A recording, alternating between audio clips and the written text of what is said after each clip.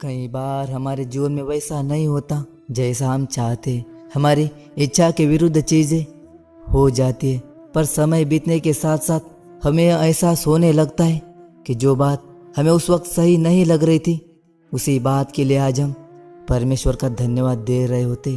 तभी तो कहते जो भी हुआ अच्छा ही हुआ, जो भी होने वाला है अच्छा ही होगा। एक बहुत ही प्यारी कहानी सुनाता हूँ। एक राजा का विशाल फलों का बगीचा था। उसमें तरह तरह के फल लगे हुए थे और उन बगीचे की देखभाल एक किसान और उसका परिवार किया करता था। किसान उस बगीचे से तैयार और मीठे फल रोज शाम राजा के लिए ले जाता था। एक दिन किसान ने बगीचे में आकर देखा कि नारियल, अमरूद, सेब, अंगूर, बेर सब पके हुए थे। किसान सोचने लगा कि कौन से फल आज राजा के लिए लेकर जाऊं। ना जाने उसके मन में क्या आया। उसने अंगूर की टोकरी भरी और राजा के लिए लेकर महल की ओर चल दिया। वो रास्ते भर सोचता जा रहा था कि केवल अंगूर ही लिए, 2-4 सेब, नारियल भी डाल लेता। अलग अलग फल देखकर राजा कितना खुश हो जाता। ये सोचते सोचते वो महल के बाहर पहुंच गया। उसने अंगूर से भरा टोकरा राजा के सामने जाकर रख दिया और थोड़ी दूर जाकर बैठ गया। राजा कहीं दूसरे ख्यालों में खोया हुआ था, शायद किसी बात से परेशान या नाराज था। अपने ही ख्यालों में गुम राजा टोकरी से एक अंगूर निकालकर खाता और एक खींचकर किसान के माथे पर निशाना लगाकर मारता। राजा द्वारा फेंका हुआ अंगूर जब किसान के माथे पर या शरीर पर लगता तो किसान कहता है, ईश्वर बड़ा ही दयालु है। राजा फिर से एक अंगूर किसान की तरफ फेंककर जोर से मारता और जब वो किसान को लगता तो किसान फिर से कहता, ईश्वर बड़ा ही दयालु है। थोड़ी ही देर बाद राजा को अपनी गलती का एहसास हुआ। वो सोचने लगा कि मैं किसान के साथ कितना बुरा बर्ताव कर रहा हूँ और फिर भी प्रत्युत्तर क्या आ रहा है। राजा ने किसान से पूछा, मैं बार बार अंगूर फेंककर तुम पर मार रहा हूँ और तुम्हें लग भी रहे, फिर भी तुम कह रहे हो कि ईश्वर बड़ा ही दयालु है। किसान ने बड़े भोलेपन से उत्तर दिया, महाराज, बगीचे में नारियल, सेब, अमरूद, बेर सब फल तैयार थे, पर मैं अंगूर लाया। मैं वो सारे फल भी ला सकता था, पर ईश्वर की कृपा से ही मुझे ये भान हुआ कि मुझे अंगूर ही ले जाने चाहिए थे। ईश्वर का धन्यवाद देता हूँ, क्योंकि अगर मैं दूसरे फल लाता और आप इसी तरह से मुझे मारते तो मेरा क्या हाल होता। सच में महाराज, ईश्वर बड़ा ही दयालु है। दोस्तों, जीवन में किसी भी मोड़ पर सही या आपके हिसाब से घटित ना हो तो धैर्य रखना, क्योंकि ईश्वर अपने राज समय आने के साथ ही खोलता है और उस समय हमारे मुंह से एक ही निकलता है कि जो भी हुआ अच्छा ही हुआ। छोटी छोटी बातों में आनंद खोजिए, क्योंकि बड़ी बड़ी बातें तो जीवन में बहुत ही कम होती है। मिट्टी से गहरा रिश्ता रखो, क्योंकि आखिर में सब मिट्टी है। थोड़ी सी मिट्टी अपने पास भी रखो, क्योंकि कुछ बातों का हल सिर्फ यही होता है कि उस पर मिट्टी डाल दी जाए। किसी ने एक फकीर से पूछा, इंसान का सबसे बड़ा बोझ क्या होता है? एक खूबसूरत जवाब मिला, फालतू की सोचे ही इंसान का सबसे बड़ा बोझ होता है। खुद को या तो मजबूर कर लो या मशरूफ कर लो।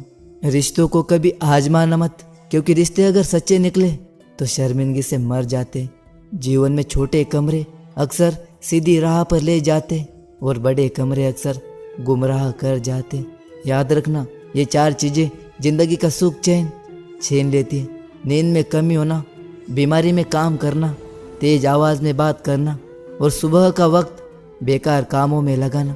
खुद को बर्बाद करना हो तो अपने समय को बर्बाद करो, और खुद को कुछ बनाना है तो अपने समय का सही तरीके से इस्तेमाल करो।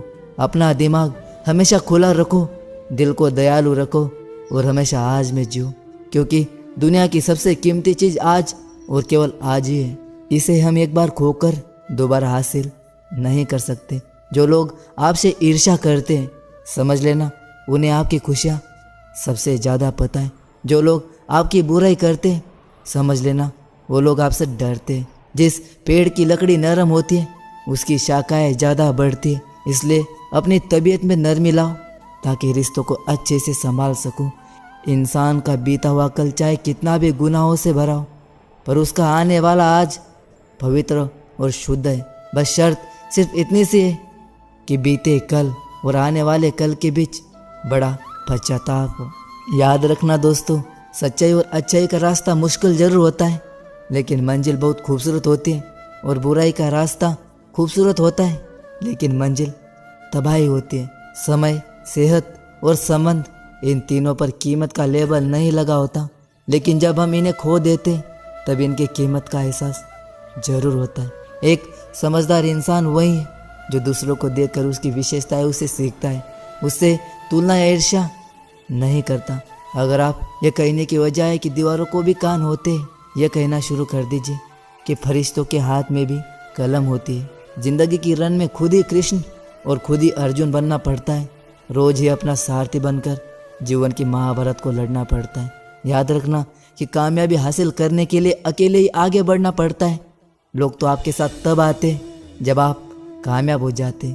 जीवन में इतने व्यस्त हो जाओ कि पछतावा, दुख, डर और नफरत के लिए समय ही ना बचे। याद रखिए कि जीवन में खाली व्यक्ति ही सबसे ज़्यादा दुखी होता है।